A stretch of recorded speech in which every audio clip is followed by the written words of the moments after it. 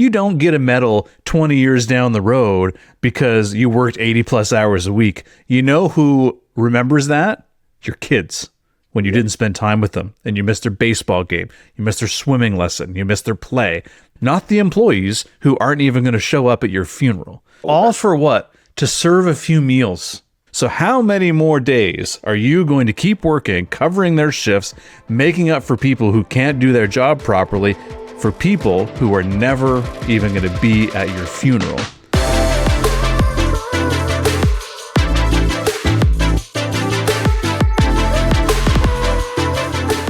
Welcome back to the Restaurant Growth Accelerator podcast. I am your host, Andrew Scott, multi-location owner for almost 20 years, and I've helped over 1,000 restaurant owners get more freedom with their time, put more money in their bank account, and grow their sales and their locations. We've got Dave Doyle here, our client success director at Ownershift, and he is in charge of making sure everybody gets results in our company. So Dave, I'm sure you remember the days when, you'd wake up in the morning and there'd be a text message, "Oh, I quit," or "This shift needs to be covered," or, you'd show up to work and then your other location, is out of lettuce or cheese or who knows what. It just, stuff always happens. It is the number one complaint I get from owners all the time is like, "Andrew, I don't have any time." And actually, you know what's funny is that yesterday I got 2 emails from other places like marketing agencies, for example, and other people. And they both said, they were like, "You're a restaurant owner. You don't have any time. So therefore use us and we'll do marketing for you," and stuff like that. And I just thought about that and I'm like, you're missing the point, because if you don't have time in your business, there's something wrong with your business. Right? Yeah, marketing is just going to add more sales, more people, more work to do, and it's not going to help your time. Well, exactly, because then all of a sudden you're busier handling. But anyway, I mean, don't get me wrong, marketing is not a bad thing to do. But I think the point is that if you tell yourself, "Well, I'm an owner, therefore it's okay that I don't have time," let me tell you that is not correct. Because the best owners out there actually have more time, and what they do with their time is going to be different than what you're doing with your time. And if there's a reason that you don't have enough time, we need to solve that problem so you can actually focus on the big things in the business. Because I will tell you that just because you worked 80 hours in the business does not mean it was enough. Because, let me ask you this, those 80 hours, what did you do with those 80 hours? And with those 80 hours, did the things that you do move the business forward, or to just keep it the same? Yep. I do remember. You asked, do I remember? And I do. I remember very, very well. The first half of my restaurant ownership career, it was exactly that. I would be putting in the hours every week. And, I think it's a bit of a martyr syndrome. You think you're being a martyr, you're being a hero, you're sacrificing yourself, putting in the 60, 70, 80 hours a week. But exactly like you just put it, out of those 80 hours, probably 70 plus were literally working frontline work. Yep. And it was covering, or I was short staffed, or I didn't know how to be adequately staffed. And everything that was in place was all based on that. But the second half of my career, it was the exact opposite. Yep. I had all the time I needed because I had the proper people doing the right things and understanding the right procedures, so that I didn't have to be there covering and fighting all the fires myself. And in which half did you make more money? The second. Exactly. Because you're actually able to focus on the things that move the needle in your business instead of the things that just keep it the same. Because now I want to go into this a little bit. I'm feeling like a rant today. So I feel like most owners think that that's what they need to do. They need to get in there. They need to do it themselves. There's no fucking medals for this, right? You don't get a medal 20 years down the road because you worked 80 plus hours a week. You know who remembers that? Your kids. When you didn't spend time with them and you missed their baseball game, you missed their swimming lesson, you missed their play. That's who remembers that shit, not the employees who aren't even going to show up at your funeral. So how many more days are you going to keep working, covering their shifts, making up for people who can't do their job properly, for people who are never even going to be at your funeral? When on the other hand, what you're missing out on is time you can never get back with the people who love you and care about you. So, yeah, I hope that stops some of you guys in your tracks, because I asked that to a client one day and he was like, holy shit. Okay, fair enough. So, and he was able right between the eyes, because I remember back in the day missing weekends, taking off for the weekend on a camping trip and having to turn around and come back and go to work and missing it, and the family being sad and upset. Yeah. All for what? To serve a few meals, right? Yeah, to make some sandwiches. Yeah, we're not curing cancer here. And that's not to discredit what we do, because it's cool and I love it. But the thing is, like, nobody's dying. Like it's not life or death. And here's the thing. As restaurant owners, we often tell ourselves, "Oh, but I'm doing this for my family. I'm doing this for, my kids, so they can have a future some way, or they can eventually take on the business, or I can provide for their college." And so the question I got to ask you is, working those 80 plus hours a week and barely making money, just hoping that someday it's going to turn around. Well, let me ask you, how's that going so far? Yeah, it's probably not going very well, right? So I got to ask, like, at what point do you actually do something different? Because grinding it out 80 plus hours a week is not the way to change your business, unless you are grinding out 80-hour weeks and working on the things that actually move the needle in the business. Just covering shifts, just putting out fires, all of that stuff is just stuff that keeps you the same. That just keeps you afloat, right? It doesn't actually get you in the right direction. So let's dive into this a little bit. So the title of the podcast is, if you're always putting out fires, how can you still make progress? Basically, that's what we're talking about. So here's the first step to understanding what's happening. And this is the one step that I would say most people never take, right? So if you actually do this, I'm going to give you a high five and a hug, because it's important. So here's number one thing. If you have a phone, grab your phone. If you have a piece of paper, grab a piece of paper, whatever. Carry this with you everywhere you go. And every time someone comes to you and either asks you to do something, they ask you a question, something happens that forces you to alter your trajectory and what you were doing at that moment. Let's say, for example, you're sipping your coffee first thing in the morning. All of a sudden, your restaurant calls, "Hey, so-and-so didn't show up." That's an example of this. So you write that down. So-and-so didn't show up, right? And I want you to write all of this stuff down, right? And do this for 1 to 2 weeks. And if you have a piece of paper, you're probably going to need both sides of it, if not extra pieces of paper. But put it as a note on your phone. Whatever the case is. But the point is, write all the stuff down. And I think you're going to be surprised at all of the stuff that happens. Every time you have to go and tell someone, how to read a par list. Every time you have to go and remind a new employee where the toilet paper is. Every time you catch someone not upselling when they're talking to your guests, and you have to write all of that down, because what that's going to give you is a list of all the shit that's wrong with your business, right? I used to do this live, like in person with people, and I would literally go to the back, and we had white coverings on our walk-ins and stuff like that, so they're easily cleanable. I would take a dry erase marker, and we would go through this together. And so we literally would have a walk-in full of problems in the business. And then what I did is I would take that, and I would start to group them all together. So which ones were people problems? Which ones were, financially related problems? Those are the ones that you're probably going to contribute, because your team's not going to see that one. Every time you looked at your bank account, had to transfer money in from somewhere else because you knew payroll was coming up, whatever the case is, right? Every time you had to go to the bank an extra time to make sure you had the cash in there. And again, I've done it all. Dave, you've done it all. We've been there. So you got to go back and figure out where the hell are all the issues, because once you know the issues, you can then solve them. Right? But if you run around every day being a firefighter and you're just spraying water everywhere, well, guess what? The fire's not going to go out. You actually have to have a targeted. I'm watching a fire show. It's Station 19, I think is what it's called. I don't even know if it's still on, but I'm binging it on Disney Plus. So literally, they tell you with a fire extinguisher pointed at the base of the flame, or I'm just picturing you going with a big hose and going. And, spurting a bunch of water or something. If you just throw it everywhere, nothing's going to go out. It's just going to keep on growing. But you actually have to target where the fire is to actually put it out, right? This is common sense.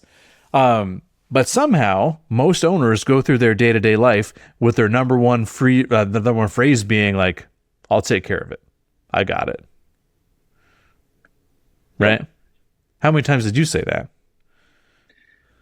Quite a few in the early days, but then I had discovered my favorite 7-word sentence. Well, we'll get to that in a minute. I know. I'm not almost full of beans yet.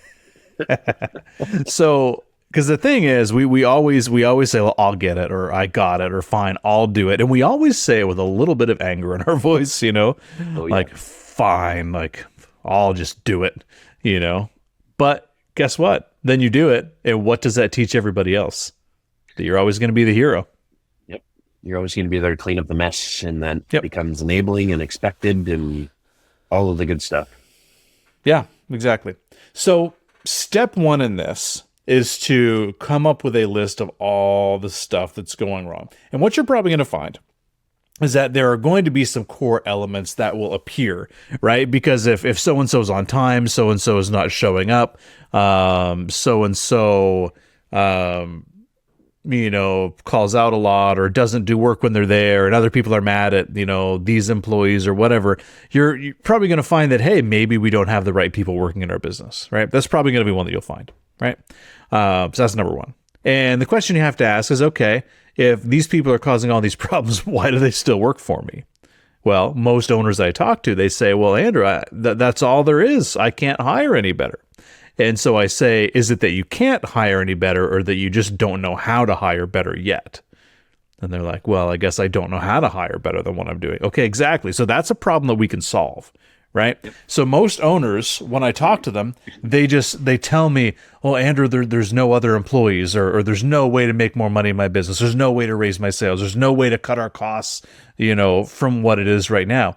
And I'll always say, is it that there's no way to cut costs, or that you haven't figured out how to cut costs yet? Because one phrase puts you in a victim state, right? Where the world happens to you and you're just this powerless little snowflake that can't do anything, and, you know, needs to be saved with a big fireman coming in and scooping you up, because we're going with the fire analogies today, picking you up, scooping you out and bringing you out of the house and saving you. There's no one fucking coming to save your business. Nobody is coming to carry you over the threshold to take you out of the burning building that is your restaurant. Nobody's coming. You have to learn to be that person. And so how we do that is we first start by not being a victim. And we do that by changing how we talk about the problems that we have. So instead of saying, I cannot, you can change that to, I have not learned how to yet. So little change in your verbiage, and that will make a world of difference, because then you realize that someone out there has probably figured this out already. There's probably a way to do it. It is not rocket science. Someone's probably figured it out. In the millions of restaurants, I bet somebody has figured out how to hire like half decent people that, you know, that actually show up for work. I bet somebody's done that, right? And let's do what they do, you know? It's not rocket science. There's someone else who's figured this out. You know, you're not the first restaurant in the world. So there is a way to solve some of these things. Again, I apologize. I'm a little feisty today. So it's fun. It's matching the color of your face today. But yeah, I mean, I remember back in the day, through the thick of all of that, and asking myself, like, why isn't this working? Why isn't this working? And one of the things that I didn't do for many, many years, you know, although we all know other people in the industry, right? Our neighbors, you know, through our organizations, chamber, whatever. But having a real conversation with another restaurant owner in your market, in your community, is, you know, you shoot the breeze, you talk about stuff, you ask each other questions, but there's always that reservation, it seems, right? People are holding back stuff. So you're not really getting dialed in on the goods, but a lot of times you're comparing complaining stories, right? It's like, oh yeah, that's my problem too. Oh yeah, it sucks. And oh, people, this sucks and that sucks. But there's never really a solution based thing. So if I think back to it, like, and think about the transition and the shift, I actually don't even remember it because I didn't go find, somebody who helped me solve the problem. I did figure it out on my own, and it took a long time to do that. What I love now is that in this current environment, even, I don't know if you'd say post-pandemic or whatever, but there does seem to be a lot of extra help out there. And it is available. And, there are absolutely ways to do it. So nobody needs to be stuck anymore, because one of the biggest things is just trying to figure it out on your own is such a long, tedious, you know what? Well, you know what I love, Andrew? I'm just going to say this, and your first episode of this podcast series, because telling your story through that and understanding what you went through is crazy. Nobody should ever have to go through what you did to get to this point. And that's what I love about all of this content. And then going to a little bit higher level, like all the things, all these little things that we're talking about, building your list of the problems, finding the holes in the bucket, understanding the root issues and the patterns and dividing it all up. That's great as a first step. What truly contributes to all of this is the fact that there's probably 3 or 4 really high level overarching systems that actually do all of the work to solve all of this. And it's all basic foundational stuff. But like you said, when we're in the thick of it, we're not thinking about that. We're just thinking about what's in front of us. We're stuck in the weeds. We don't understand the difference. We're working 80 hours. We get home or we get off at the end of the day and we just want to get enough sleep so that we can go back and open the store the next morning. Yep. We're not thinking about the big picture stuff. And it's crazy now realizing how actually simple it really is to make a drastic impact in a short period of time when you're focused on the right things. Hey, real quick, what if you could identify thousands in hidden profits, optimize your food and labor costs, and know exactly what moves to make next to grow your restaurant business, all in less time than it takes to drink your morning coffee? That's exactly why I created the Restaurant Weekly Financial Tracker. It's free and available on the link that's in the description. Grab your free copy now and focus in on your restaurant's profitability today. 100%. But you have to have the time to be able to be focused on the right things. Oh, absolutely. And so something you mentioned there too is like the complaining stories, because you know what? There's a reason why reality TV is so popular. Yeah. Is it because it really propels us forward as a species? It makes us think more. And do we go from watching reality TV and invent more things that are going to take us into the next generation and make the world a better place? No, it's a bunch of drama and we watch it because it's entertaining, right? And it's like watching a train wreck. It's like when you're driving down the highway and you see the lights and sirens on the other side. What do? You crane your neck to see, somebody's pulled over there. Wonder what they were doing. Or there's an accident. You know why traffic always slows it? Because there's this highway in my city, and basically there's a big divider in between it because it's like 6 lanes or 8 lanes on each side or whatever. And you're driving down, and there's an accident on the other side of the road. Right? Doesn't affect you at all. Say you're going eastbound. But somehow there's always a slowdown of traffic right there on the other side, even though there's no accident on your side. Why is that? Because we all want to see what's going on. We always want to go into the drama. So if you're talking to other restaurant owners and they're telling you how bad things are, they're giving you the highlight reel of their shittiest stuff, right? Because that's what people want to hear. They're not there to talk about actual solutions. So if you think everyone in your town or your state or whatever has not figured it out, the ones who have figured it out aren't there talking about all the terrible stuff all the time. They're doing something different, right? They're not the ones you're going to find at the grocery store. And, that's not the thing that they're doing. So you might think that everyone you talk to is having trouble with it. And that is probably true, but it's also the blind leading the blind. What you need to find is the people who have actually figured it out, and you're not going to find them in the usual places that you find everyone else. So I just wanted to share that because I hear it all the time. Oh, everyone in my town, we're all suffering from the same thing. I'm like, yeah, because nobody there's figured it out yet. Does that mean it's impossible? No. All right. So how about you be the first person to do something different, right? That's all it takes. So anyway, So back to what I was saying, and I love that you said the holes in the bucket, because that's an analogy we use all the time. Just picture your business like a big bucket, and there's a whole bunch of holes in it. There was a song like "There's holes in my bucket, dear Liza." Anyway, we used to sing that in elementary school.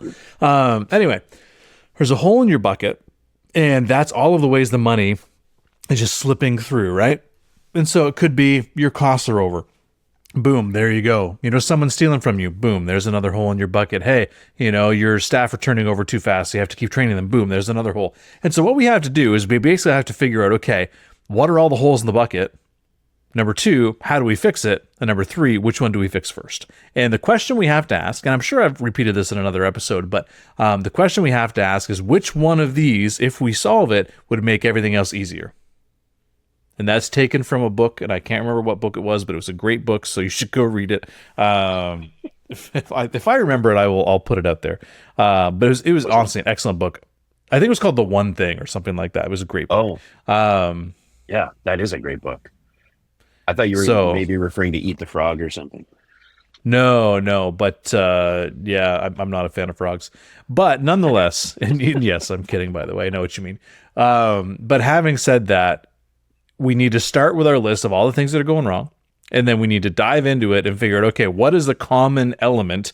Is it like what system is not functioning? Maybe it's your hiring system. Maybe it's your training system. Maybe it's your operations standards, right? So I'll just give you an example. If all of a sudden, if most of your employees aren't doing things up to the level at which you want them to, or they're not getting stuff done on time, if basically all the stuff's not getting done properly, the question you have to ask is, are they intentionally not doing it, or do they not know that it needs to be done? Which of those is it? And I will tell you that we probably all think it's intentional, but it's not. It's not all intentional.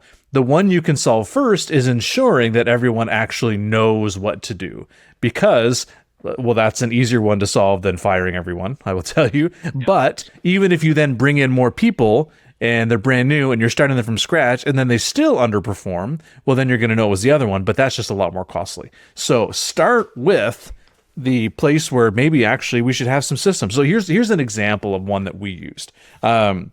We found out in our business that we had different stores and like different locations, and they all did things a little bit differently. The main concept was the same, like after lunch, we've got to go and we've got to, clean the tables out front. We've got to go and we have to rotate all of our stock. We have to go and, fill up all of our, drinks and things like that. We had to go and restock and get cleaned up after lunch. I had to mop all the floors, blah, blah, blah. And so we had this all on a checklist, which was great. But the problem was the checklist wasn't very specific. So it just said like clean floors. And so somebody would just like go and they would clean like one part of the restaurant and not the rest. I'm like, okay, that's stupid, but it wasn't specific enough to say clean all floors in front and then, clean all floors in kitchen. Like it wasn't specific enough.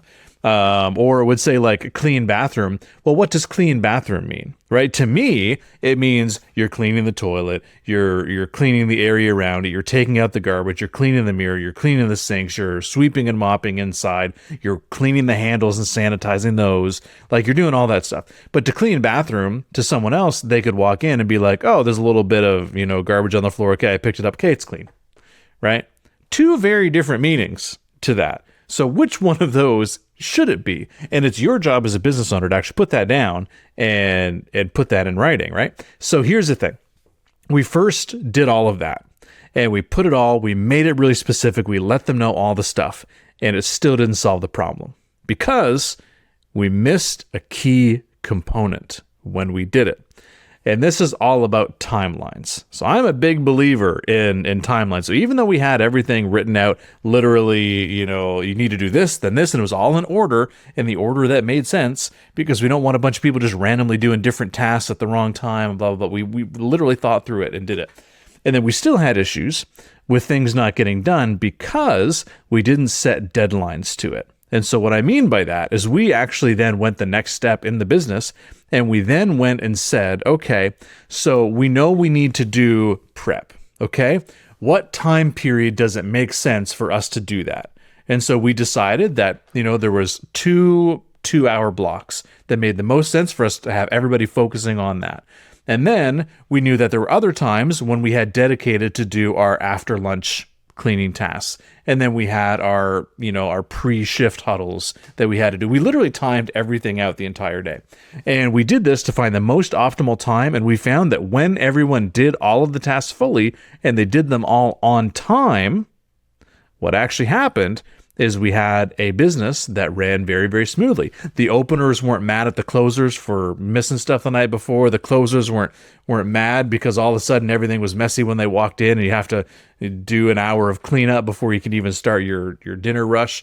So there's the whole host of things that this solved.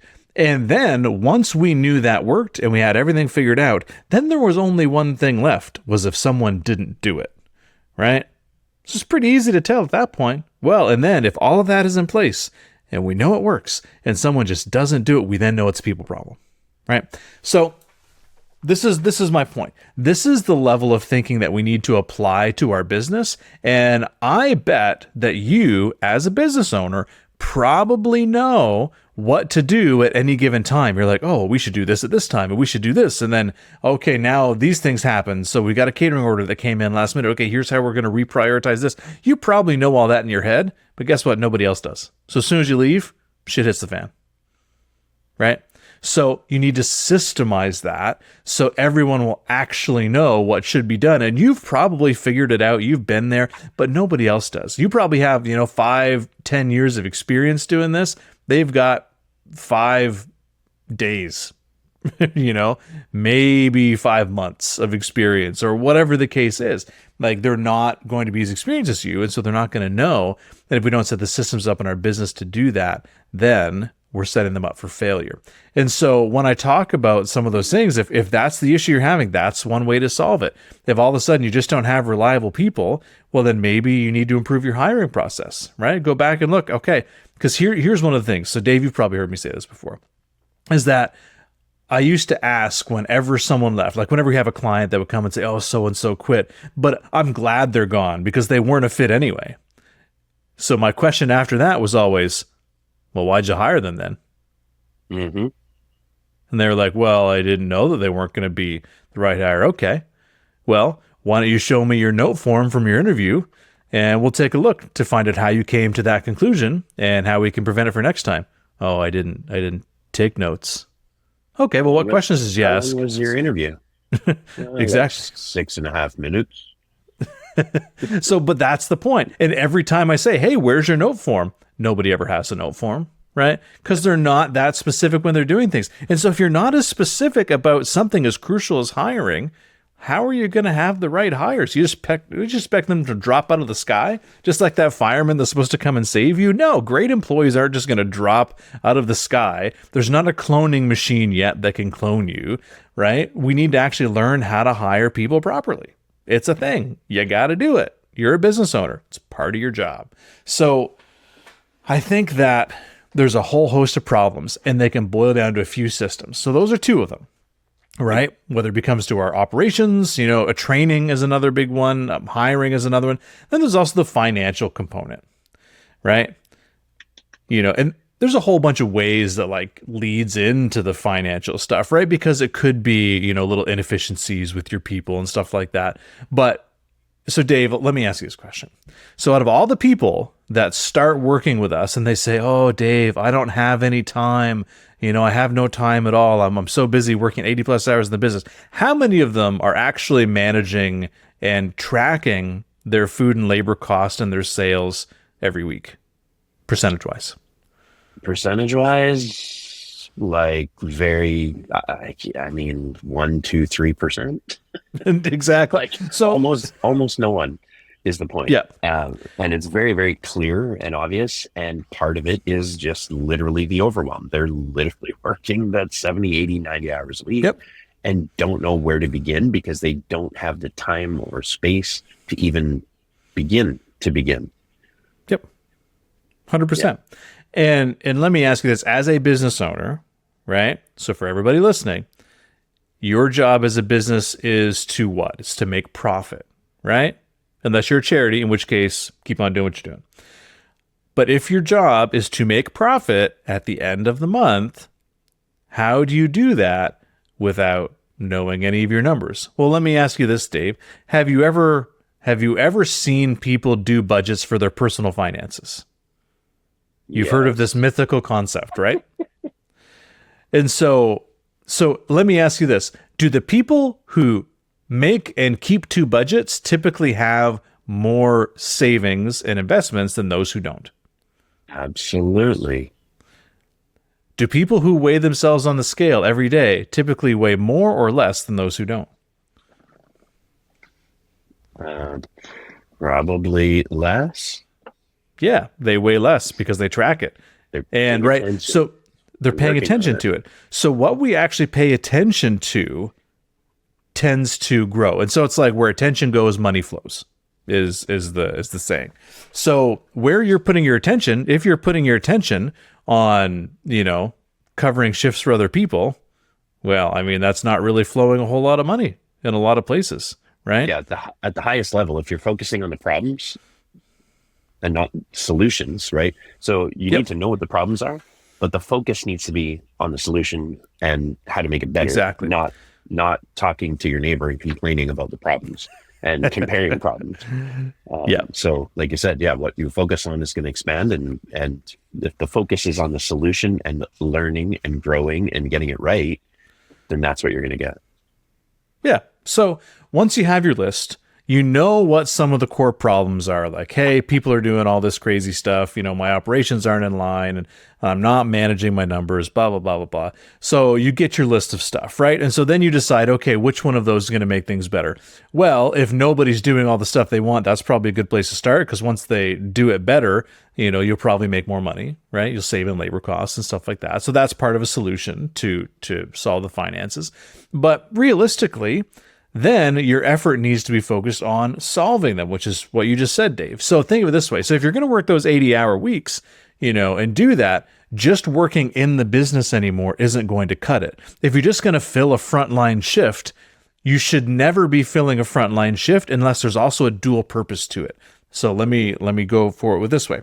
So when you have yourself, because you're a very overpaid line cook, I'm just going to be honest, right? So if you're going to do the lowest level task, you should be doing it with a dual purpose, which means if you're going to be there, you might as well be training someone, or you might as well be checking the efficiency of how those systems are done. You should be looking at the employees to train them better while you are there. That would be a better use of your time than just being there in the weeds, just doing it yourself, right? Let's say you only staff 3 people and all of a sudden one can't make it, and so you become that third, right? Like, it doesn't really do your business a whole lot of good other than keeping it the same. So I used to tell this to my managers, is that if a manager for whatever reason had to go in and work a closing shift or an opening shift because someone couldn't or they didn't have enough people trained, I said, you better damn well have someone there training with you. Because if I'm going to pay you, double the wage of what everyone else makes to go and be this, really, really overpaid frontline person, no, you're going to be there training someone at the same time to make sure that problem doesn't happen again. Right? I didn't allow it. And I was just like, no, do not come to me with this, because I will not be happy about it. Because at least if you do it, you make the most of your time, because your time is valuable. And it's funny how most owners actually value their time less than what I valued my manager's time at, which is interesting. Absolutely. Right? Yeah. That whole concept that you just said. Yeah. That's a really, really interesting point. Because as an owner, we don't you might say, okay, I'm paying people $15, $20 an hour, so I'll just put my value at 50 or 100, but there's no real thought into it. It's just automatically assumed that it's more. But I love that. And I hadn't even really thought about that before, but what you just said is you're valuing your general manager or regional manager's time as valuable or more than your time as the CEO. And that's pretty awesome, actually. I love that. Yeah. So it's just a different way to think about things. And so my point to everybody listening is that if you are looking to stop putting up fires and actually get in control of your business, you actually need to focus then only on solving those problems. So the things that you do with your time, You might still have a bunch of those fires to put out and so on and so forth. But as you're doing it, your focus should be on, how do I do this so this problem does not occur again? Right? That's what we want to be doing, is making sure our efforts are dual purposed. You don't do it with just the sole purpose of solving it in the moment. You do it with a purpose of solving it forever. And that's why we basically need to go and figure what we're doing and plan accordingly and then try and solve it. So, say we're dealing with hiring issues, right? You're going to have to go and hire again. But this time you're going to go and you're going to hire better with the intent on learning how well the changes you implemented in the hiring system have taken effect, right? So you're going to go, you're going to ask different questions, you're going to take notes, you're going to do it better, you're going to run a different job ad, you're going to do all these different things. Okay, great. Now we're going to see how that panned out. And then you're going to see if it improved or didn't. And then you're going to go back and change it again, right? But I will tell you, here is what most owners do, is they go back and do the hiring the same way they've always been doing it, because it's quick and it's easy to stay in your comfort zone. But guess what never changes? The results. Because if you keep doing it the same way, you're going to get the same results. So the only way to change the outcome is to change what happens from an effort perspective, right? And what we actually do that will change the outcome. Because if you put in the same inputs, you're going to get the same outputs. So you have to change the inputs to get better outputs. That makes sense? Absolutely. All right. So now you hinted at this seven word sentence. Words. Well, let's hear it. Ready?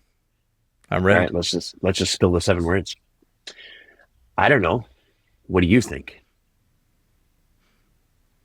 Great That's question. That's one of my favorite sentences, because everybody listening to this will relate. If you are in your office working on payroll, even with the door closed, even with the sign on the door that says "Do not disturb," I'm working. What happens? You get a knock on the door, or somebody just walks in. I can't find the spatula. Dave, there could be barbed wire around that office door. Someone will find a way to get over there and ask you a question, like literally. Yep. And they do it because they want your answer, because it's not they don't want to think for themselves. It is easier to go to you and get the right answer, because then it is your answer. And if it's wrong, it's your fault, not theirs.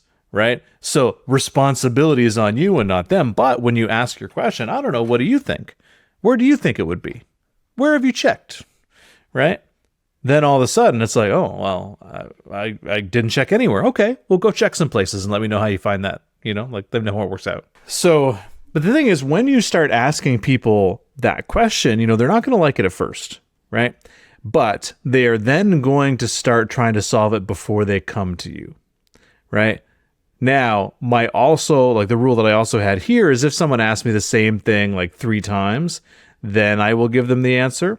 But I literally have to stand there and be like, where do you think it would be? Well, I don't know. Well, where would it be if you did know? That's one of my favorite questions. I love the digging in deeper part. Yep. Yeah. So it's funny when people, as soon as you're in the building, everybody wants to flock to you to get all the answers. But if you weren't in the building, what would have happened? They would have found the answer somewhere else, right? They would have figured it out if you weren't there. So the key for me is, when I'm in the building, I try to be completely unavailable unless it's an emergency and nobody else can solve it. And so it took me a long time to train people out of that. But that question has been huge in my past, and even today in working with others. I don't know, what do you think? And then just pause and be quiet and just wait and just see what they say. And I love, especially when they're like, whoa, what do you mean? I don't know. That's why I'm asking you. I'm like, okay, is there anybody else that you could have asked? What if I wasn't here? How would you have found that answer? Oh, well, I would have just asked the supervisor over there. I'm like, okay, so why didn't you go ask them first? Why did you come straight to the office first, right? So the point is, when you have a question, the key for you is to go find that answer. So let me ask you, what do you think? Oh, well, I don't know. The spatula is usually over there, but I can't find it. I'm like, okay, so where else might it be? Well, it could be over there or over there. I'm like, hey, so go check. right? Yep. Who else could you have asked? This door that says do not disturb, that is your absolute last resort, not your first place to go. Yeah, exactly. And here's the thing too, and I want to make sure everyone understands this, is that you get what you tolerate, right? So if you keep answering their questions, you will always answer their questions. If you always step in for staff, you will always step in for your staff, because you are creating a culture that is dependent on you, right? And we need to start changing that culture and change the expectations around it. So that's why most people's businesses don't work without them, because they are the centerpiece in their business. And here's the other thing, if we want to get a little psychological on it, some people enjoy being the one that everyone always looks to, because they find by being able to solve problems, by being able to do things, there's instant gratification from doing that work. And they do that because they're like, yeah, I'm the person that's doing this. I'm figuring out all on my own, and I'm doing it. And they feel this way until all of a sudden they realize that it's been 3 years and they're tired of it. But you've built your business that way, right? So in order to change it, you have to change. And until you decide to make that change, it will continue running the exact same way that you've set it up, right?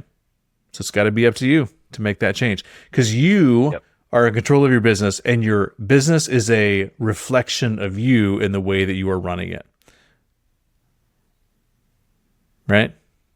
Your business is ultimately a reflection of the choices you've made, the decisions you've made, where you prioritize your time, right? Because think of it this way: if all your people suck, well, who hired them? If it was a manager, well, who hired that manager? Who trained that manager, right? All goes back to you at the end of the day, right? Sure, the economy has changed and things got more expensive and maybe sales can be down. Well, what did you do to combat all of those things, right? It still boils down to your decisions, right? Because you can't change what happens in the economy. You can change what you do in spite of it, right? So that's the thing I want you to know, is that ultimately there's this story. I think it was a Steve Jobs story. And it's basically that it was like circumstances matter to the janitor, but not to the vice president or the CEO. So there's a story. And again, I'm just going to paraphrase this. It's all written out, which is really beautiful. But basically, it just goes to show that the janitor, for example, if he is there and all of a sudden one of the doors is locked of a room he's supposed to clean, right, and he doesn't have the key for it, the key's nowhere to be found, like, that's a problem for him. He has an excuse to be like, oh, I couldn't get in there and I couldn't clean it, right? And so then, the next day he's got to go to a supervisor or whatever, and get into that room. They're not going to fault him for not having the key to open a door because he couldn't open it, right? But the difference is that an owner of a business, that no longer applies. Because no matter if that door was locked or not locked, well, you should have been able to have enough keys to make sure that someone was able to get in, right? If that was your job. But even knowing that, like the CEOs of the biggest companies, the economy shifts all the time. They will still get fired if things don't go their way. Well, I mean, actually, some CEOs might not get fired and they have bonus packages, whatever. You're not them. But the point is, they are still responsible for making decisions in spite of all the economic conditions and for forecasting against them, because they are still responsible for their quarterly profits. They are still responsible for all the things, and you could say, oh, well, there was a bear market or there was a recession. So, right? So those little things matter to the janitor, but not to the CEO. And so you as a business owner, because sure, your business could go bankrupt and you could lose everything and you could lose your house. And at the end of the day, you could be like, well, the economy changed and there was a recession and things got more expensive. But at the end of the day, what good does that do you? You're still the one that lost everything, right? It doesn't do you any good. So the cold, hard truth of it is that it is up to us and our decisions. Because an employee who can't clean the bathroom or can't refill the toilet paper because there is none, that's a problem for them. But the way your business goes and operates and changes and succeeds or fails is still due to you, how you organize your time, the decisions you make, right? That all comes back to you. So you are the one that has to be the solution. You get to be the hero, but not by solving day-to-day problems. You get to be the hero by solving your business's problems. And once you do that, that's where you create a sustainable business. Absolutely. You get to create the environment by providing the tools, the resources, the knowledge, the systems for the success of your team, which leads to the success of your business. But you have to create that environment. Yep.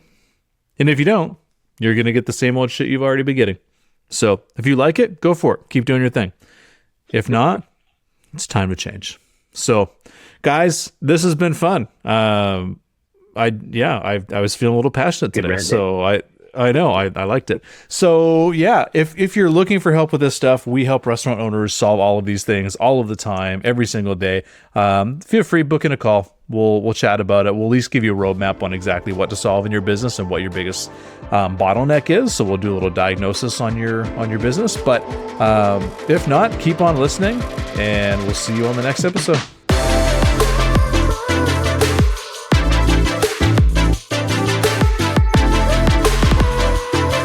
This episode is brought to you by Ownershift Training, where we help restaurant owners increase their profits while spending more time with their family. And if you want to know exactly what it would take to grow your profit margin to 15% and beyond while spending more time with your family, my team has a few spots open this week for a free 15-minute restaurant assessment call. Just click the book a call link in the description, and we'll show you the exact frameworks we're using to help our clients do this in as little as 6 to 8 weeks. Thanks for listening, and we'll see you on the next episode.